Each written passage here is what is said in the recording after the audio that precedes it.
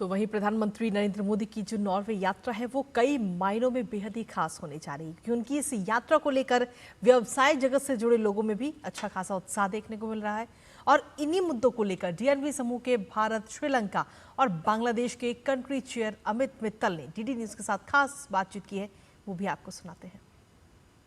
प्रधानमंत्री नरेंद्र मोदी की नॉर्वे यात्रा के दौरान जो सबसे प्रमुख अवयवों में से एक है उसमें है व्यापार और किस तरह से व्यापारिक संबंधों को बढ़ावा देना। तो ऐसे में हमारे साथ हैं अमित मित्तल।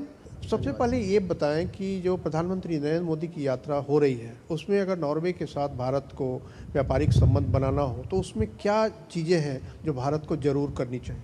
आई थिंक ये जो टेपा एग्रीमेंट साइन हुआ है उसमें मेन चीज़ तो यही है कि जो एफ्टा कंट्रीज़ हैं वो $15 बिलियन 100 बिलियन डॉलर इन्वेस्ट करेंगे over next 15 years and 1 million job generate करेंगे। तो this by itself I think gives a lot of impetus to the business. इससे बिजनेस में तो बढ़ावा आएगा ही आएगा, लेकिन सेक्टर्स में आएगा आई थिंक वो तो डेफिनेटली मैरीटाइम सेक्टर में तो आएगा ही, एनर्जी सेक्टर भी है, फूड सेक्टर है, we will see much more trade between India and Norway.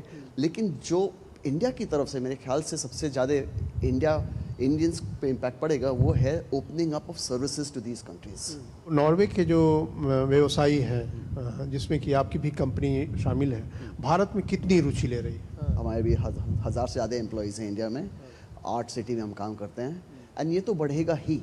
जैसे इंडस्ट्री बढ़ेगी वैसे ही हम लोग की ज़रूरत बढ़ेगी, एश्योरेंस कंपनीज की ज़रूरत बढ़ेगी एंड हम तो सोचते हैं कि इंडस्ट्री के साथ साथ हमारा भी काफ़ी फुटप्रिंट बढ़ना चाहिए इंडिया में।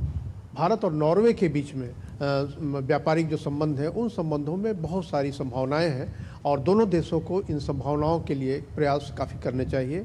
कैमरा पर्सन लोकनाथ के साथ नॉर्वे की राजधानी ओस्लो से मैं अखिलेश सुमन, डीडी न्यूज़ के लिए।